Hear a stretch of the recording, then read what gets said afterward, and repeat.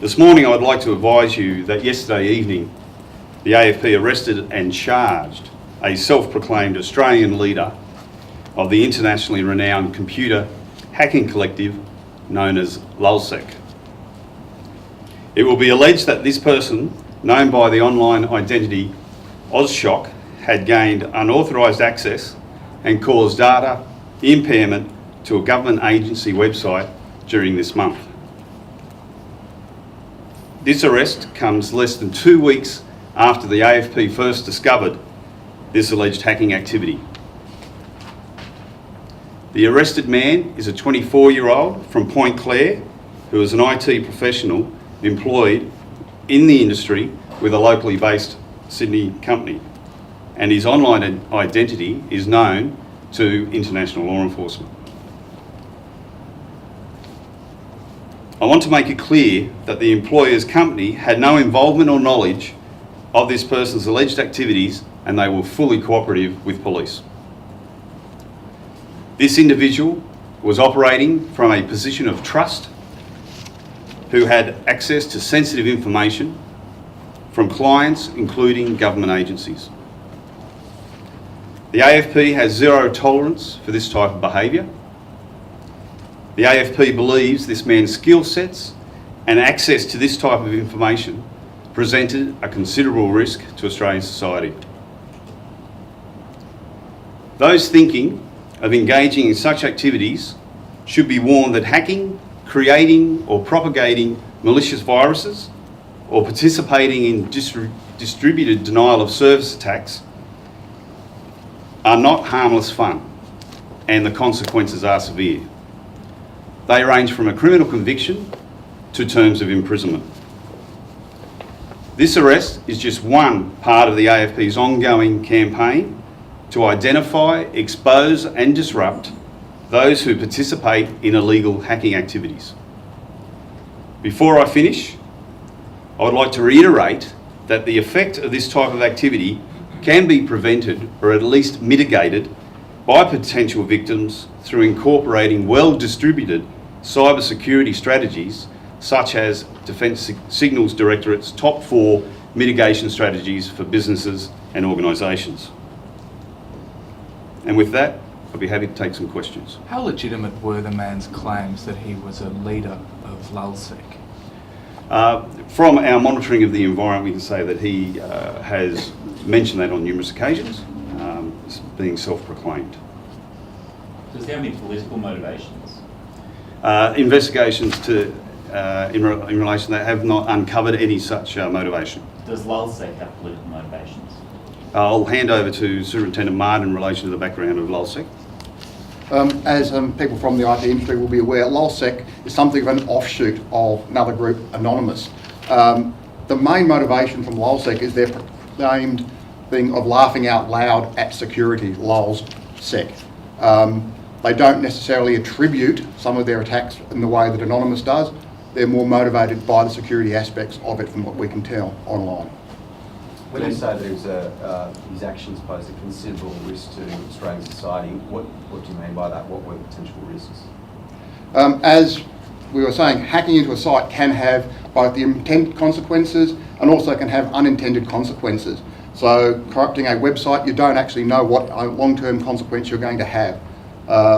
Putting a backdoor onto a site, other people can get in, other people can do things. Essentially interferes with the whole security of the internet if you have people doing this kind of activity. So worst case scenario, what kind of damage could he have done?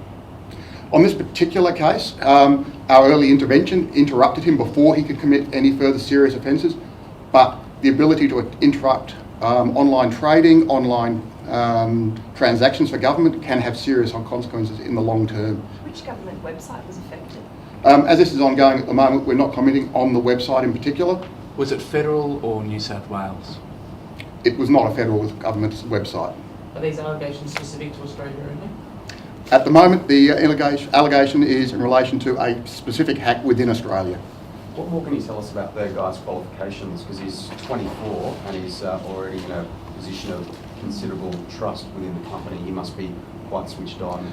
He appears to be a very well-informed IT expert within a particular company. As I said, The company itself had no knowledge of his activities, but he is a well-respected person within the anonymous community within LulzSec and that side of the house, but he also has worked in the IT professional field.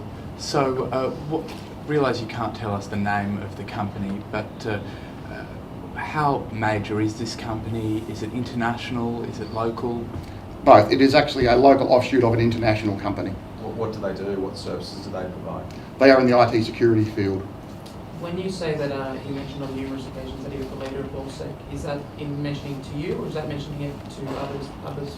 He was actually in forums inhabited by other people of LulzSec, and there was no denials of his claims as being the leader. Did he actually mention those claims to you as well? Yes, he did. So in what way did he modify data on that website? Essentially, he took advantage of an exploit, commonly known exploit, accessed the thing, and then put a backdoor in so that he could gain further access to the website, and also posted other things on that website. And what kind of sensitive information did he have access to? At the moment, we're still looking at the website to determine what he may have had access to, but at the moment there's no indication that he had access to personal, private information on that website. Is he an Australian national? And Yes. the term deface suggests that it was sort of cosmetic adjustments that he made to the website rather than internal mechanisms. He actually altered the internal mechanism of the website, which was enabled him to put in the defacement. So he actually interfered with the security of that website. How did AFP come to identify this man as Allshot? Through our online monitoring. Are the FBI or any other international authorities seeking his extradition? Not at this stage, no. Can I ask how you came to even start investigating him? It was actually part of our ongoing campaign against online activity of this nature, and as part of that campaign we identified his activities. Was he betrayed by other members of LulzSec? No, he wasn't. When you say the website was defaced, was that visible to the public? Yes, it was. So in what way was it defaced? What could people see? Essentially, you would have seen an image which was not part of the original website. What was that image of? That'll be forming part of the brief at this stage.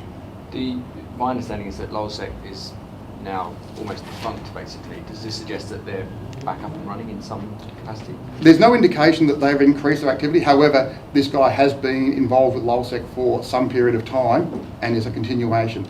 It's all part of the international campaign to stop this kind of activity across the board. Didn't LulzSec publicly cease its operations in 2011? Can you take us through that history?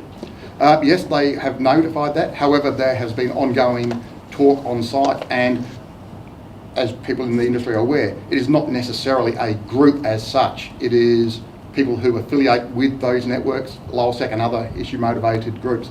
So by self-affiliation, you actually continuing the name. And are you confident that he was acting alone? I mean, will there be further arrests? On this particular hack that he's alleged to have committed, he appears to have acted alone, yes. The group said to have done some pretty high-profile hacks. Is there a potential that he was associated with those as well? We're still investigating his overall activities, and those inquiries are ongoing. Is there any evidence to suggest that he was trying to do any real damage to Australian society apart from deface a website with a picture? His motivation is still unclear. However, he had the potential to cause that damage. Do you expect to launch any proceeds of crime actions? At this stage, no. So what government information could he have got access to through his actions? It's alleged that he could have accessed what was on that website. At the moment, it doesn't appear that he has done so. In broad terms, what was that? The content of the website. So without revealing the nature of which the website was, I can't answer that question. And he was granted bail by police yesterday. Yes, on he what was. grounds? On the grounds that people are presumed bail unless there's a reason not to. Were there conditions imposed on his... Yes, there were. I'm not actually aware of what those conditions were. That would be the operational team, which we can give you those details if you like. Is that 2-week period where you started investigating him to the arrest, is that a sort of standard thing? Did it take longer to investigate? What was the reason for that 2-week period? It's actually quite a variation in period that it takes to investigate. In this case, we identify his activities and we're able to proceed reasonably quickly with that. Are you aware whether the government whose website was hacked is now reviewing its security measures? There's ongoing review of security within government at all times. This will just form part of that process. How secure was this website if he was able to hack into it? The vulnerability is known The main issue was that there was actually remote access available, which has now ceased. So where was that remote access made from? From his computer, we allege. At work or at home? We allege it was from his computer. Have you seized computer equipment from him? Yes, we have. Sorry, could you clarify what you mean by his computer? The laptop which he had personal access to is what we're alleging he was using. And is that a work system? Was that owned by his work, or was it owned by him personally? I'm aware that it's a laptop which he had exclusive access to. I can't provide any further details, I'm afraid. When you say he's known as Ozshock online, through which online sites is he called that? Numerous sites, but without going into what the sites that we're actually in, I can't answer that question. Can you spell Ozshock, please? Is it AUS or OZ? Sorry? AUS. AUS Last question, please, guys. SHO. Do you think the arrest will make much of a dent in Australia's hacking network? That's what we would like to see. We're trying to get that message out. This is not harmless fun, and the AFP will pursue anybody that we encounter doing this kind of activity. How serious is Australia's hacking community? You don't hear about it very often. We are part of any other society. There are people that will commit hacks and there are people that don't, so it's hard to measure that. It is very important. I just need to reiterate, taking on the point earlier about how much damage was done. It's not about the magnitude of damage, it's about the actual vulnerabilities that exist in computer systems, and no one has tacit consent to access such information. So let's be clear that we are not dealing with small petty crime here. The potential for such access has huge ramifications for society. Through our early intervention, there was a decision made that the early intervention was something that needed to be activated upon because the potential for damage is immeasurable. So I just need to really make that extremely clear to everybody out there that this is not harmless fun. This is serious, and the AFP will continue to actively monitor, identify and disrupt this type of activity.